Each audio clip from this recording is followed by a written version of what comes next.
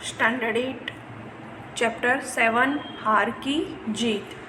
लेखक परिचय। नाम बद्रीनाथ शर्मा, उपनाम सुदर्शन, जन्मतिथि 1896, मृत्यु तिथि सन 1968।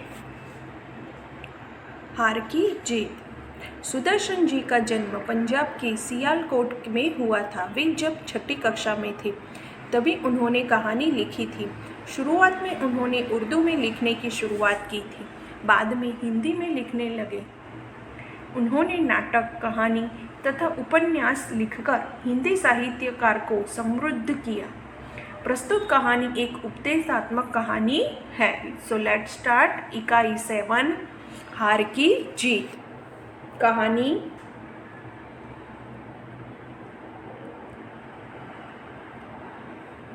माँ को अपने बेटे और किसान को अपने लहलहाते खेत देखकर जो आनंद आता है, वही आनंद बाबा भारती को अपना घोड़ा देखकर आता था।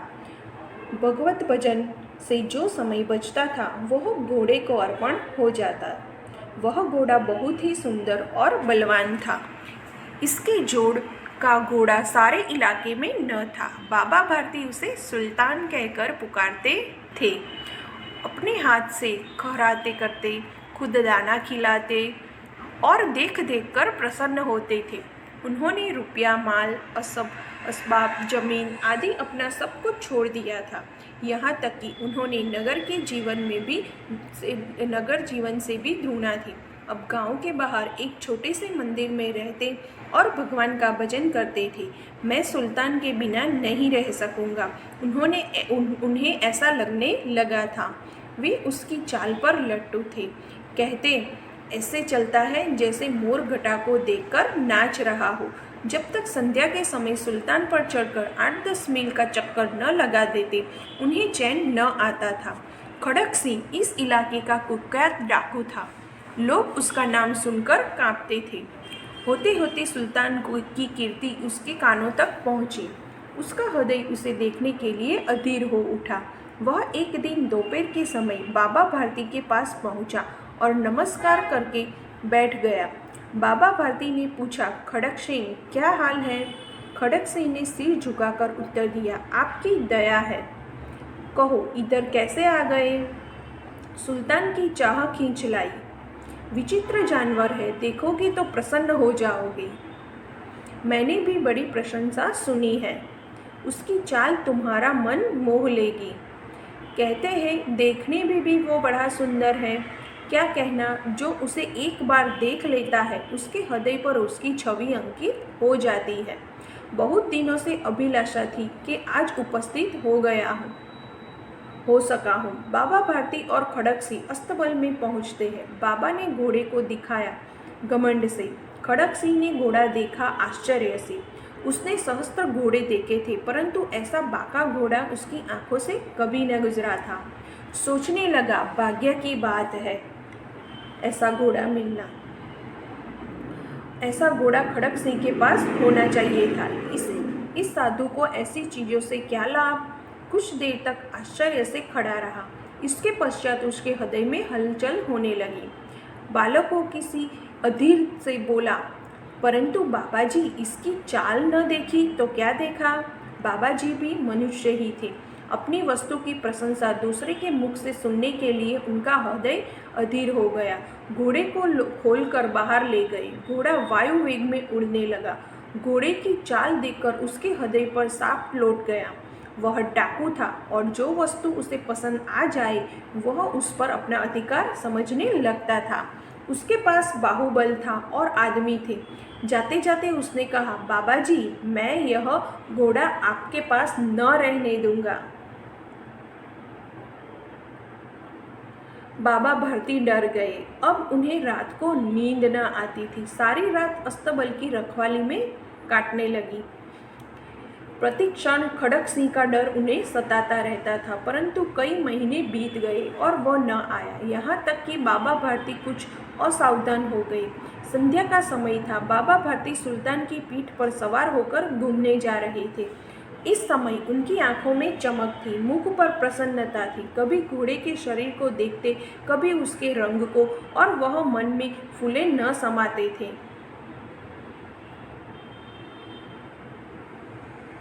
सहसा एक ओर से आवाज़ आई, ओ बाबा, इस कंगले की सुनते जाना। आवाज़ में करुणा थी। बाबा ने घोड़े को रोक लिया। देखा, एक अपाहिज वृक्ष की छाया में पड़ा करा रहा था। बोले, क्यों, तुम्हें क्या कष्ट है? अपाहिज ने हाथ जोड़कर कहा, बाबा, मैं दुखियारा हूँ, मुझ पर दया करो। रामवाला यहाँ से 3 मील दूर है, मुझे वहीं जाना है। घोड़े पर चढ़ा लो, परमात्मा भला करेगा आपका। वहाँ तुम्हारा कौन है? बाबा ने पूछा। दुर्गा दत्त वैद्य का नाम सुना होगा आपने, उनका सौतेला भाई हूँ। बाबा भारती ने घोड़े से उतरकर अपाहिज को घोड़े पर बिठा लिया और स्वयं उसकी लगम पकड़कर धीरे धीरे चलने लगे। सहसा उन्हें एक झटका सा लगा और लगाम हाथ से छूट गई। उनके आश्चर्य का ठिकाना न रहा जब उन्होंने देखा कि अपाहिज घोड़े की पीठ पर तनकर बैठा है और घोड़े को दौड़ाए लिए जा रहा है। उनके मुख से भय, विस्मय और निराशा से मिली हुई चीख निकल गई। वह अपाहिज डाकू खड़ग सिंह था। बाबा भारती कुछ देर तक तो चुप रहे। इसके पश्चात कुछ निश्चय कर पूरे बल से चिल्लाकर बोले, जरा ठहर जाओ। खड़ग सिंह ने आवाज़ सुनकर घोड़ा रोक लिया। उसकी गर्दन पर प्यार से हाथ फेरते हुए कहा, बाबा जी, यह घोड़ा अब न दूंगा, मगर एक बात सुनते जाओ। खड़ग सिंह ठहर गया।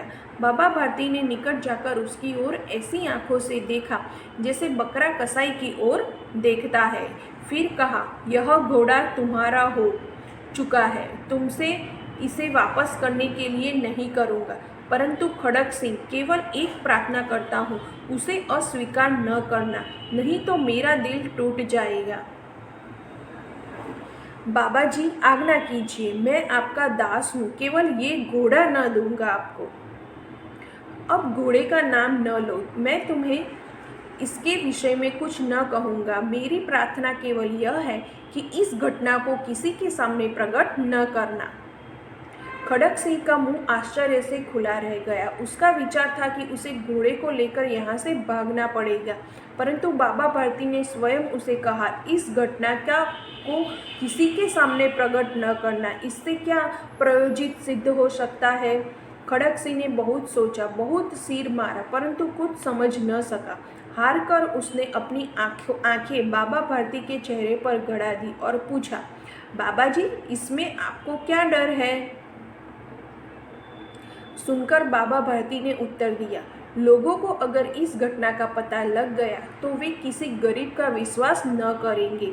यह कहते कहते उन्होंने सुल्तान की ओर से इस तरह मुंह मोड़ लिया जैसे उनका कोई संबंध ही नहीं रहा हो। बाबा भारती चले गए, परंतु उनके शब्द खड़ग सिंह के कानों में उसी प्रकार गूंज रहे थे। सोचता था, कैसे उसे ऊंचे विचार है, पवित्र भाव है, उन्हें इस घोड़े से प्रेम था। इसे देखकर उनका मुख फूला ही नहीं, फूल की नाई खिल जाता था। कहते थे कि इसके बिना मैं न रह सकूंगा। इसकी रखवाली में वे कई रात सोए नहीं, भजन कीर्तन न करे, रखवाली करते रहे, परंतु आज उनके मुख पर दुख की रेखा तक दिखाई न पड़ी थी। उन्हें केवल यह ख्याल था कि कहीं लोग गरीब पर विश्वास करना न छोड़ दे। ऐसा मनुष्य नहीं, देवता है। रात्रि के अंधकार में खड़ग से बाबा भारती के मंदिर में पहुंचा। चारों ओर सन्नाटा था। आकाश में तारे टिमटिमा रहे थे। थोड़ी दूर पर गांव के कुत्ते भौंक रहे थे। मंदिर के अंदर कोई शब्द सुनाई न देता था। खड़ग सिंह सुल्तान की बाग पकड़े हुए था।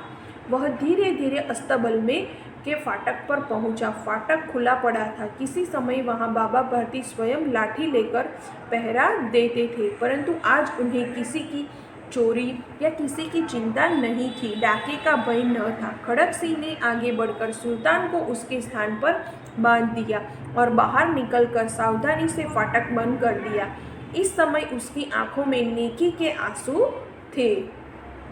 तो इस तरह खड़ग सिंह ने घोड़ा वापस कर दिया। रात्रि का तीसरा पहर बीत चुका था। चौथा पहर आरंभ होते ही बाबा भारती ने अपनी कुटिया से बाहर निकले, ठंडे जल से स्नान किया। उसके पश्चात इस प्रकार जैसे कोई स्वप्न चल रहा हो उनके पांव अस्तबल की ओर बढ़े, परंतु फाटक पर पहुंचकर उनको अपनी भूल प्रतीत हुई। साथ ही घोर निराशा के पांव को मन भरकर बना दिया। घोड़े ने अपनी स्वामी के पांव की चाप को पहचान लिया और जोर से हिनहिनाया।